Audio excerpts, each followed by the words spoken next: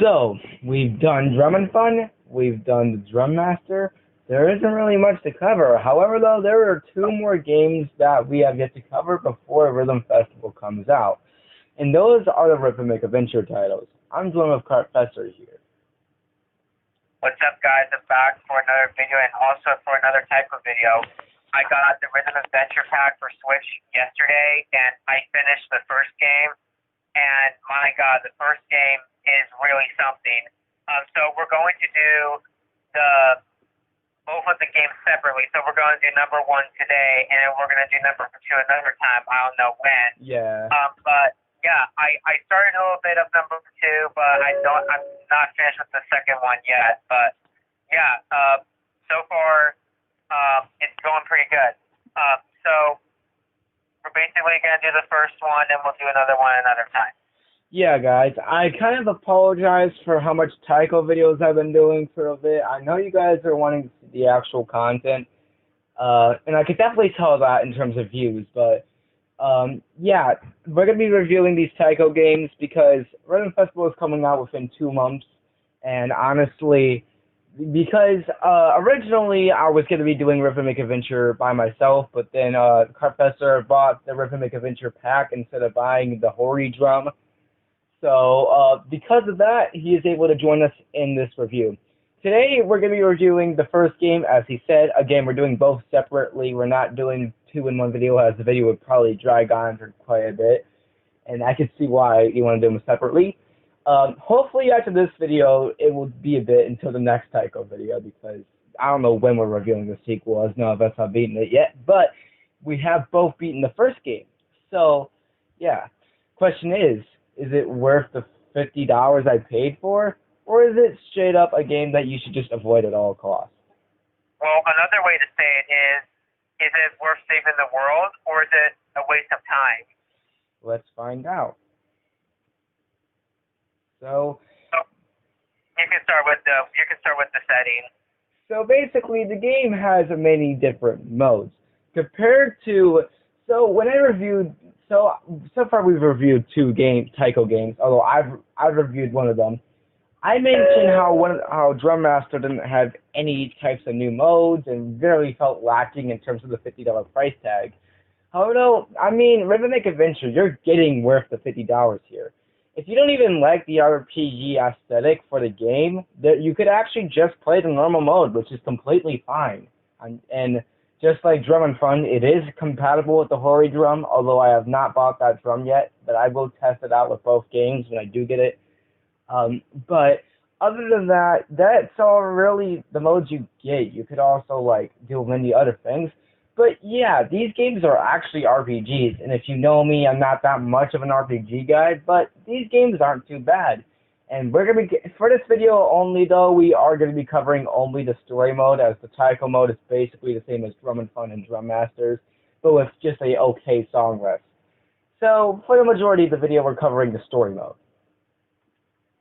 Right. So our setting takes place in this festival that Taiko, that Don, and so he was so in the game you have it's like, you know, they show like these, like, you read the text from the character, so it's kind of like Mario and Luigi games, sort of, but it's like a little bit different. They just show like their reactions and their expressions. So all of a sudden, this guy, a rabbit named Taki, came in. He needed help to find his friend named Tiki.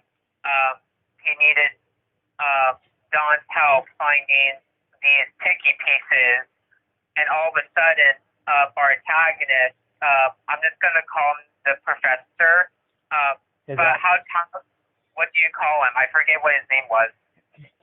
So our antagonist villain is named Professor Time Dine, and what he wants to do is control time. What he does is he spreads Tiki's parts all over the world so he could use them to do a specific thing, but we will talk about that when we get to the ending of the game. So he also has 3 henchmen.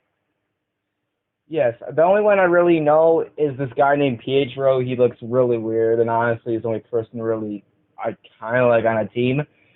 But other than that, the villains are self-explanatory here, and the plot is all right at best. Compared to the second game, it's a lot more better than the second game. Right. Anyway, so the game plays pretty much like an RPG would. You just go around exploring until you get to the next chapter. There are about 7 chapters in total, so the game can kind of be a long trip. And at the end of each one, you fight a boss and recover a cart for Tiki.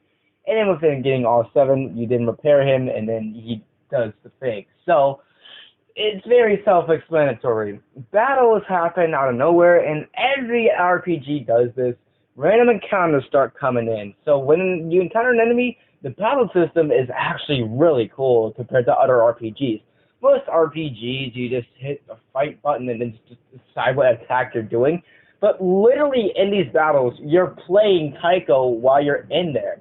So you're kind of playing Taiko mode, but what you want to do is keep getting goods, as if you get enough OKs or just bads and keep missing, the enemies will attack you. But if you start getting a lot of goods, your team will attack the opposing enemy. And then if no one just dies at all, it just ends up in a draw. And if you're in a boss and it becomes a draw, you end up losing and having to do the whole thing again. But the battle system is actually one of my favorite battle systems I've seen in terms of an RPG. And it's such a clever take on an RPG for Taiko. Yeah, I was not expecting the RPG to be like this. It's like drum and fun. So what you do is you press the same buttons. For B, you press the red ones, and then for A, you press the for the blue ones. So yeah, it's like drum and fun. And also, throughout your journey, at each chapter, you'll get one new member of your team. So, for example, like in chapter 2, you go to France and you go meet this princess that is like a blondie princess, whatever her name was. But all of the members that you get throughout your journey are very cool. I'll say that the dinosaur creature and Cleopatra were probably my favorite one. Yes. So, speaking of friends, it depends on what you encounter. So, back to the whole battle system type of thing, if you end up winning, most of the time the enemy that you fight becomes your ally and you can add them to your party. You can add up to about like a few members in the party, but there are some, there are also big guys who do incredibly crazy damage and have incredibly high HP, so it's kind of easy to win if you get those guys on your team. There's 7 chapters in the game, and chapter 1 is just basically going for the forest and going to find Tiki's first part, which I kind of do not remember because it's been like a couple months since I first played the game. So why don't you take it over here, Kartfessor? For the battle system? Yeah, you can do the chapter 1 first because I really do not remember what Tiki's first part was. Me either, man. But throughout every chapter, each time you end a chapter, you'll collect a Tiki part, and each time when you collect one, Tiki will become smarter and smarter. And I know you said this, but you're not okay, Tiki. You're not okay. So each time you collect a part, Tiki will become smarter, and Tiki will become more of a helpful character throughout your journey.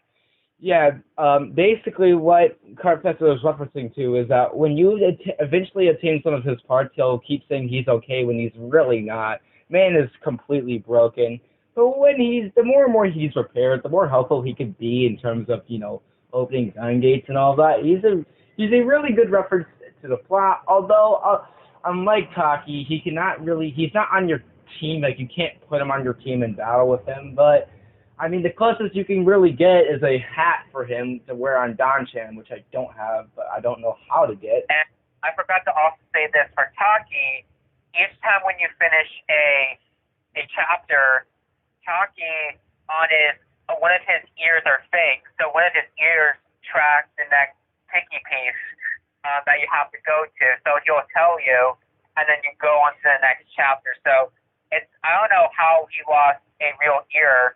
I really don't know for sure. We don't learn that, but it's cool that he does have a fake ear that tracks Tiki's pieces they go missing, which is very helpful for Taki. Yeah, that's very helpful for anyone into a player. Now, like I said, I'm not usually the person to play RPGs, as they're just really long for me, and I really do not like the annoying enemy encounters. There's many different difficulty options you could do at the start of the game.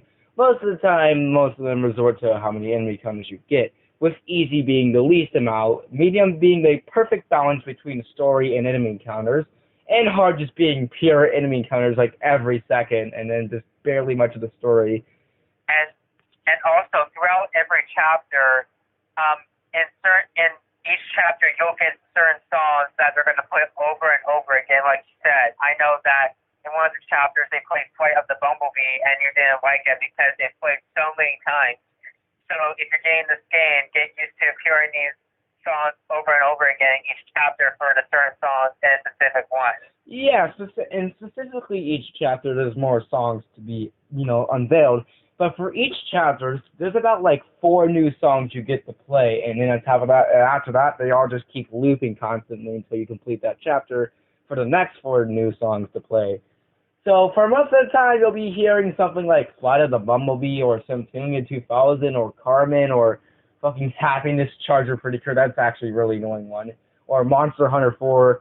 There's many, many, many songs you're going to be hearing constantly throughout your journey. However, if there's one thing I could say that is not annoying is the boss battles. They all play very similar to the regular battles, but each one has a different stage hazard that can affect your gameplay. I don't really remember all of them, but for the ones I remember, yeah, they can all be kind of distracting. They kind of remind me of some other bosses in Riddling games, like in Guitar Hero 3, where the opposing person you're going against can distract you with items and such. That's actually amazing, by the way. But other than that, the boss battles are not only incredible, but they can take a hard time. They can be hard at first if you don't know how to adjust your party. Because I know on like the 5th boss, I think the 4th boss, Kartfessor, you're having a little bit of trouble because you didn't know what party that you needed to beat the 4th boss. Yeah, right. You took a photo of it and then you showed it to me. Yeah, it did work, and I used that too for the rest of the game. Yeah, it definitely helps for sure. And another thing that I love about Rhythmic Adventure is that it has exclusive tracks. Like the boss themes, which most of them are absolute bangers, especially the 4th boss and the final boss. They both have such banging themes, and literally every single time I boot up the game, I just go to Taiko mode just to play them constantly.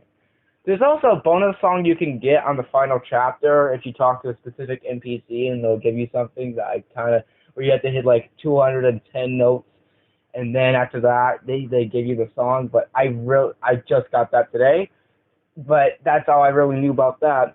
After many, many chapters, you did end up fighting some more of Time Dine's minions. There's a lot more you fight here.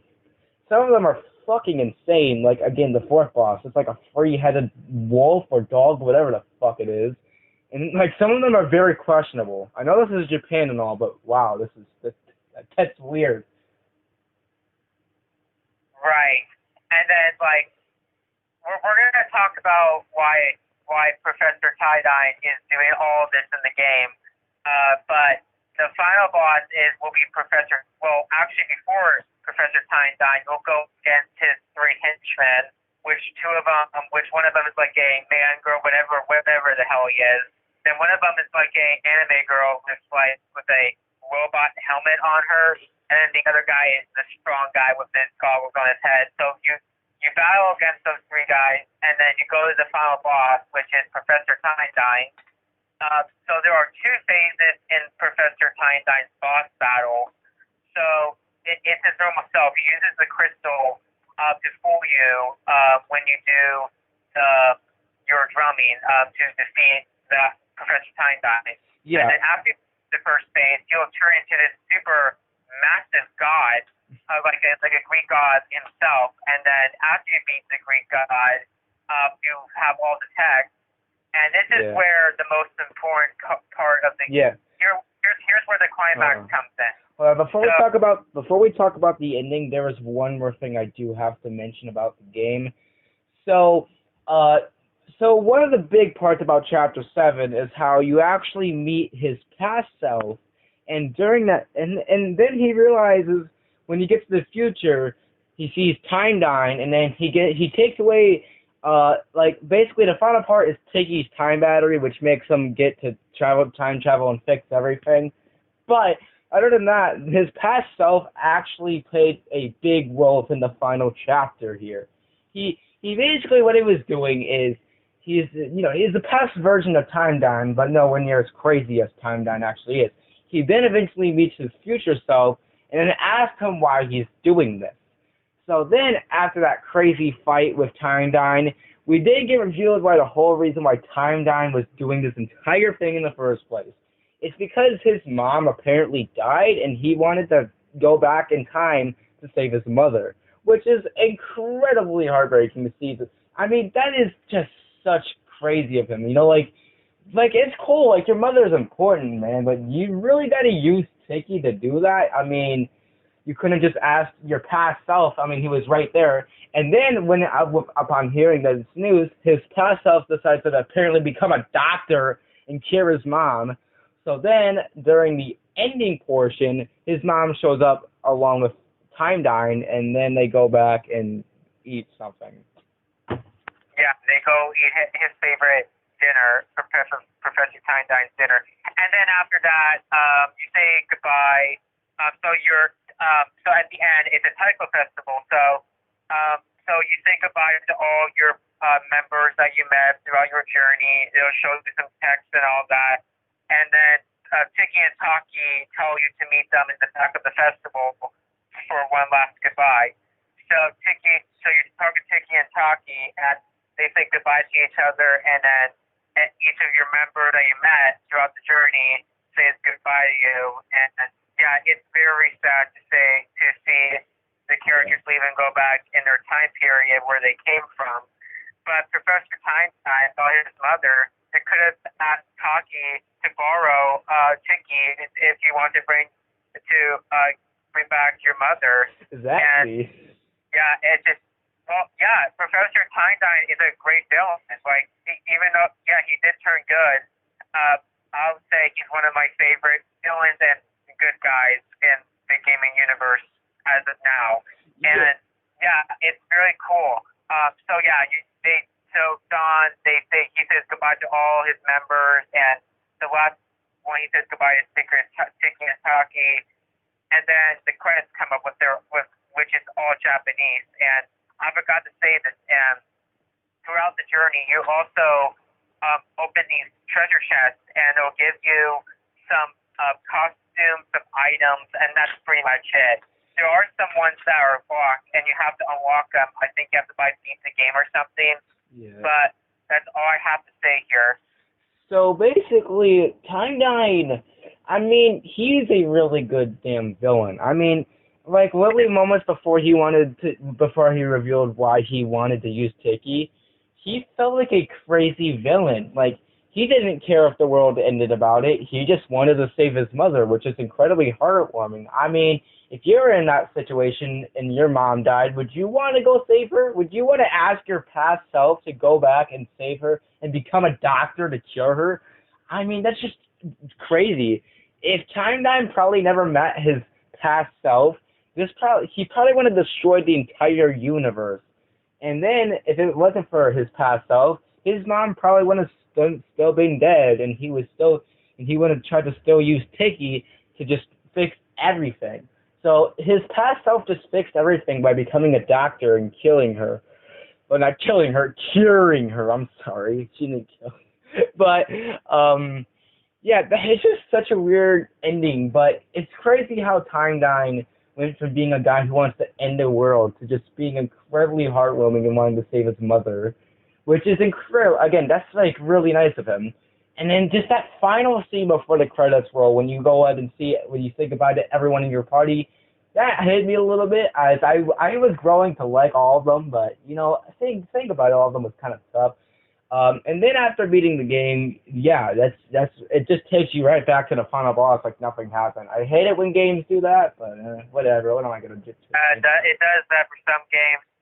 But yeah, at the end of the day, this is one of my favorite RPGs, and I can't believe that I have a RPG on the Switch because most of the RPGs in the JRPGs are pretty much mediocre, basically. But there are a couple RPGs that really are pretty good. There's another one that I forget what it was called, but this is good.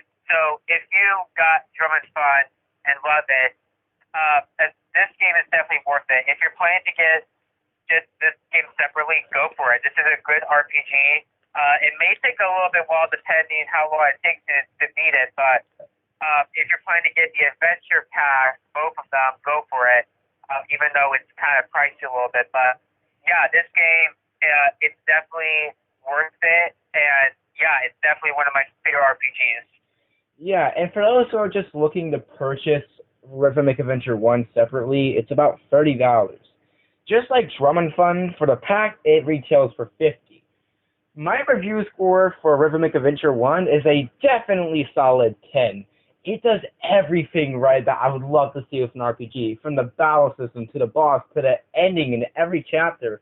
It's such so creative and just filled with everything I would have loved from an RPG.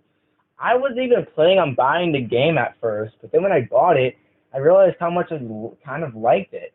However, though, eventually the sequel, neither of us have beaten it, but I don't know how I feel about the sequel so far, as the plot is still just as stupid. I mean, it's way more stupider than the first game's plot, but this isn't like... there's not really an original villain, really. So, we'll be doing a review on the sequel, hopefully. I don't know when, but this will be like the last Taiko video me and Kartfessor do for a bit until we both beat the sequel. And for tomorrow's video, tune in. We'll be discussing about a certain topic that some people really don't care about. Really going to Los Angeles just to see those conventions, but that's just a tease right there. We're not going to say what those conventions are, but I think you guys might know a good idea what they are. So me and K-Tex will be ranting on those companies and why they're still doing. I told you about this, but yeah, we'll be telling you guys why they've been doing this stuff in person for a long time, and it's time to move on digitally. Yeah, guys, I cannot wait to discuss about this topic, as it's another thing that me and Kartfessor were planning on doing. So yeah, tune in to tomorrow's upload about that. If this video hopefully goes up tonight, if it does not go out, I swear to God, because my Drum and Fun video dropped literally on the 9th instead of the 8th. I recorded it on the 8th, so it still counts, alright? I do not care. That's still counting, so whatever.